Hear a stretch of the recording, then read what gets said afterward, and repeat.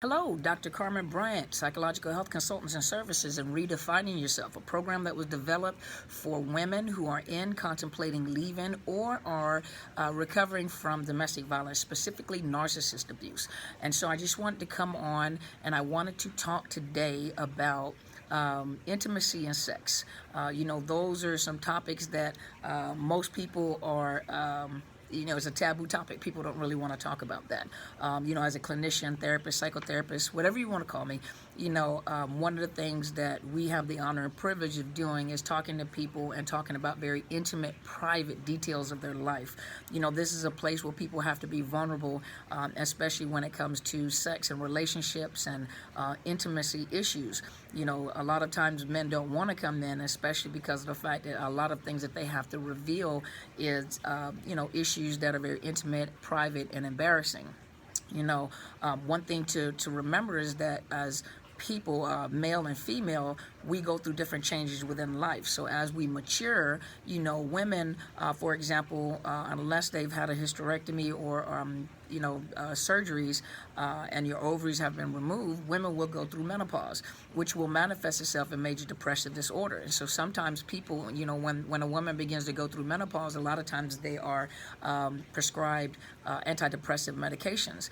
And really what is happening is as the body is depleting, as the last of your ovaries are being depleted, your hormones, where your hormones are at. And so for them to make an appointment with a doctor to have hormone treatment to balance that hormone back out, and they also go through situations where they lose their sex drive. Their bodies begin to change. Come on, ladies, let's face it. We're no longer the acrobats who it used to be back in the day. Because you've gained weight, you've had children. Life has taken a toll. But in most relationships, to maintain a healthy sexual life for some people that's unheard of. Likewise, for men, if there's a decrease in testosterone, you will experience major depressive disorders. You will also experience a decrease in sex drive. And especially if a man has had a healthy sex drive throughout his life and he begins to age, sometimes they become very depressed because of the fact that they have lost their sex drive. They have lost, the ability to function sexually. Another thing that men will experience is erectile dysfunction. And many times they have to go to a doctor, and, some of them don't because they're embarrassed about it, so they don't talk about it. This is, at one point in time, there was society where you just don't talk about things like that. You keep it private, and for most men that's embarrassing, humiliating. But to have to go ahead and go to a doctor to admit the fact that there's something going on in my body, I'm having a erectile dysfunction, or I'm having pre-ejaculation issues, and they go to a doctor to talk to the doctor. They provide them with medication, and for most of you guys know, Viagra is one of the main medications that are often prescribed. But it's embarrassing for a man to have to admit that a lot of times, that they have to take medication to assist him in those areas. And so these are real issues that present themselves in counseling, but it's not issues that normally is talked about in general. And so for those that have entered into a narcissistic relationship, now keep in mind, people are throwing around that term, well, he or she's a narcissist. So many times people are using that term, they're throwing around loosely, but they really don't know what they're talking about. The person can be arrogant or selfish, self-centered, but that doesn't necessarily make them a narcissist. A narcissist is distinct. If you watch my videos, it's distinctive, and it has distinctive characteristics. They have the inability to feel empathy for other people, and one of the biggest things is that grandiose superiority complex that they have, that they feed into. And so I just wanted to talk about it for just a minute. First of all, when you're dealing with getting into a relationship with a narcissist, many of you don't even realize when you're in a relationship with a narcissist. One of the biggest things is that they don't trust themselves and they don't trust other people. And so in order to get into a relationship, with a person, you have to be vulnerable to the other person. vulnerable to each other to develop trust, develop love. Love is not a feeling. Love is a choice. And so for those of you who argue with me, that's fine. I have people argue with me all the time. But, when that feeling is gone, I don't feel like I love that person anymore. Do you still feel like, sometimes you don't feel like doing that either. But, love is being able to make sure that that person is taken care of, making sure that you still do good by that person, right by that person. You still want their you care about their well-being, that's love. Because when that feeling, everybody doesn't stay the same. So, whatever she looked like when she was young, that may not be what she looks like when she gets older. Likewise for a man, what he looks like, and he had that beautiful hair, head of curly hair, and now he's bald-headed. Look at the parents. They give you a clue what we'll look like when we get older. But the bottom line is that they have a problem with intimacy. They have a problem with connecting with people like that because they look at vulnerability as a weakness. They're always looking for angles. In other words, and I got this from, let me move this to the side, Power of Positivity. I saw some things on there that really kind of helped me in what I wanted to talk about. And one of the things that they also said is that they're always looking for angles, meaning that they're always trying to feed this insatiable hunger for power and control, and so, for dominance. They always want to dominate someone. They can't help themselves, and they'll victimize their partners in order to get or feel dominant or superior to them. Excuse me. So remember the trauma bonds. They'll give something only to take it away. So that includes affection, love, tenderness, and devotion. And nothing is ever real. Think about a drug dealer. A drug dealer would give free dope to a drug addict in order to get them hooked on that drug. Once they get them hooked on that drug dealer knows that that person will do anything to get that drug to get high again. Well, the narcissist does the exact same thing. When a woman is desperate for love and affection, security, relationship, they want a family, they want a husband, they want that ideal thing that's in their head, that narcissist will give it to her in order to get her hooked on it, so that she'll do anything to maintain that relationship with that narcissist, do anything that narcissist wants her to do in order to stay in that relationship. I apologize. My hair is all in my eye. I'm not used to having hair in my eye, so I apologize. But that narcissist would do anything. Well, she would do anything to maintain that relationship with that narcissist to keep getting that drug. She's looking for that high. She's looking for that devotion, that love, that security, and the narcissist knows it.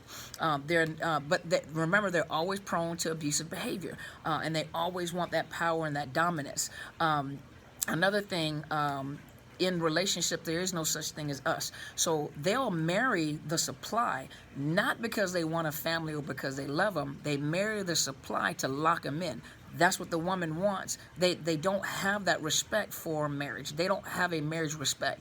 9 times out of 10, they have other supplies, unless they're getting old and they're aging and they're becoming, not as attractive as they were at one point in time. And then women, when you're so desperate for something, you put down your standards and you assume everybody wants him. And we knew he was ugly when you met him, but you just didn't know that, but I'm here to help you out.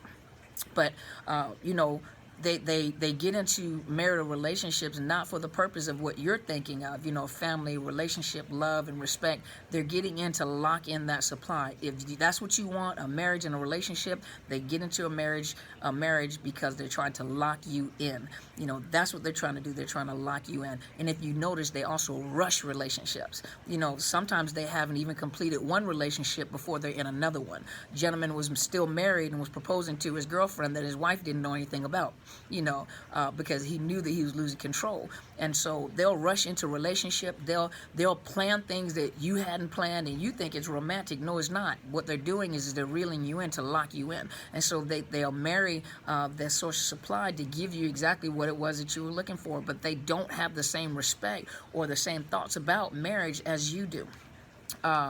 Let's look at another site. They have a fear of intimacy because mature intimacy involves vulnerability, and this is developed between two people getting to know each other, getting to trust each other, developing a good emotional bond, a healthy bond, but they look at it as almost like an emotional strangulation, like you've taken away their freedom. A lot of times they like the girlfriend part because the girlfriend part does not does not obligate them to the marital roles that they have to play, certain responsibilities that they have in a marriage. They'll marry you in order to lock in that supply so that you won't go anywhere, but eventually when the reality of the responsibility to a relationship kicks in, that's when you notice that they have a problem with it, and they struggle with it, and they're not satisfied, they're not happy in that. The abuse may increase. Let's see. So, and this comes from the narcissisticlife.com. There were some things in here that I thought was pretty beneficial for us to talk about. They confuse intimacy with intensity, and so they let's see what it says here. So real intimacy has to do with trust, understanding, and feeling understood. People who are intimate, which I don't refer to as sex, but people that are intimate reveal personal vulnerabilities without fear that they, when they share it won't be used against them. So to share, information and be vulnerable to the person that you care about, you're trusting that person that they'll safeguard your secrets, that they'll safeguard your heart, especially for a female, that your heart is safeguarded by the man that you fell in love with or that you grew in love with. But for a narcissist, any information that you give them, when you disclose those vulnerabilities and the things of your heart to them, they always use that as arsenal to use against you to maintain control over you. There is no honesty in the relationship. They're not honest. They'll give you just enough to make you think that they're intimately involved in that relationship with you, but nothing about them is real. Let's see here. So let's talk about sex versus intimacy. So in an issue of Journal of Social and Personal Relationship, University of Florida, researchers found that narcissists are fixated on sexual gratification rather than enduring intimacy. Narcissists are more likely to have a history of short-term sexual conquest compared to people who consider commitment the most important aspect of a relationship. Narcissists have a heightened sense of sexuality, but they tend to view sex very differently than other people do. They see sexuality more in the terms of power, influence, and something daring, in contrast to people with low narcissistic qualities who associate sex more with caring and love. The results of the study show that the highly narcissistic people were 50 times more likely to view sexual intercourse as a way of increasing their own sexual pleasure rather than complementing partner intimacy. Okay, let's talk about that for a minute. I've heard, I have this little wing, I'm sorry. I've heard women say that when they are in a sexual, in the moment of sexual, the act of sex, having sex, making love, whatever we call it. It's like the narcissist is the only person in the room. They'll do things, and a lot of over the years that I have worked with people that are in narcissistic relationships and narcissists before I referred them. And I can't speak as general. This is not a general statement, and this does not apply to everyone. This is just from my experience within the field. And so everyone has a different experience. Every clinician has a different experience. Even the life coaches have different experiences from different people that bring them information. So what I say is not a general statement, meaning all of them are this way.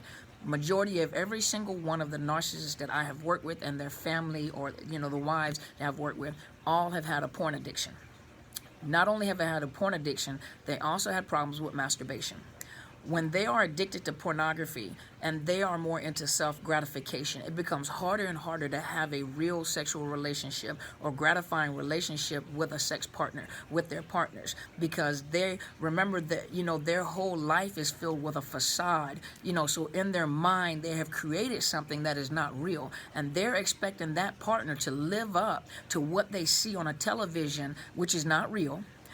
But they have this unrealistic expectation of their partner to live up to the standards that they see in their head or what they see on a television. So they go into sex as if they're actually in a porn movie, and I've heard many of their partners, many of the wives say it's almost as if he's the only one in the room. He's in there to gratify himself, but nothing that they do gratified me. Now, allow me to also say this. For some women who really want a man, you'll do all sorts of acrobats and backflips and all sorts of whatever you do in the bedroom in order to get him to be with you. Well, the same way that you get him to be with you and then you accidentally or on purpose, get a narcissist. You have to maintain that. And they have an insatiable appetite for something that is not real. And no matter what you do, it is never, ever, ever enough. We were talking about the emotional abuse and everything that they expect of you. Everything that they're doing is never enough. They're a big empty hole, and no matter what you do, they get that. It's like a drug. The more drugs you take, the higher the tolerance it gets. The more perverse their minds are, the more they're attached to these pornographic pictures and movies and the less you can gratify them. So even to a point where you have played this role to get this man, and you thought that you locked this man in because you were so cute and because your sexual acrobats pulled him in, do know that you have to maintain that, and it will never, ever, ever, ever be enough. And it'll result in, like many of these women have said, it always feels like he's in the room by himself. I'm not really there. I'm just an object, because you are an object. They objectify the people that they're with.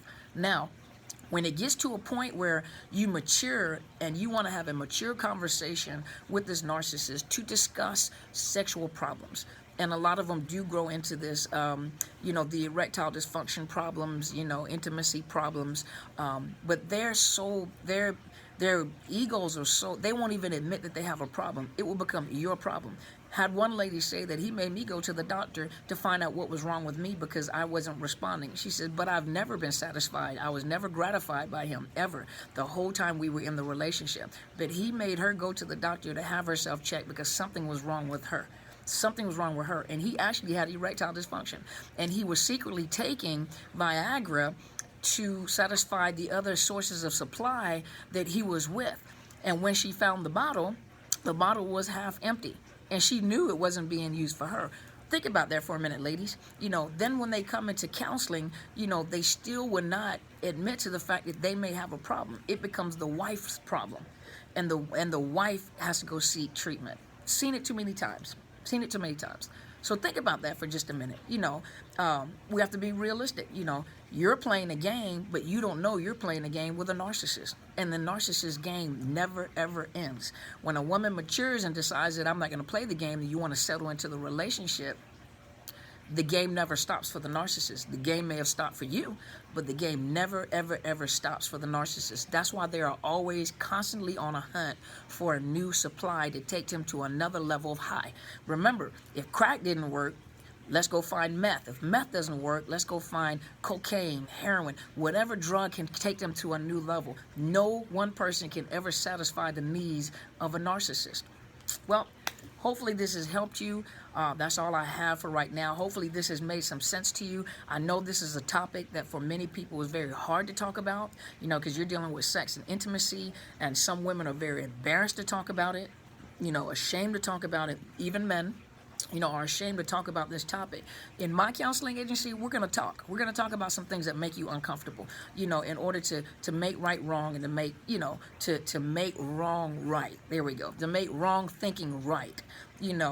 Because if you don't know, you'll walk around assuming that you have a problem and you're depressed and you're embarrassed about it. You can't talk to anybody about it. And it's best sometimes you can't talk to your friends and family about stuff like this, because they're friends and family. They just want to see you do well. They just want to give you the best information they can. And sometimes they don't give you the right information. But if you come into counseling, and you get the information that you need, especially dealing with the human body, especially dealing with, and then the narcissist, they're going through normal changes, but they're fighting those normal changes. They fight, aging in any way possible. They can't even admit that they may be a problem. But if you've played this game and that's how you got that man, that's the game that you'll always have to play with that guy. And you'll never, ever, ever, ever satisfy him.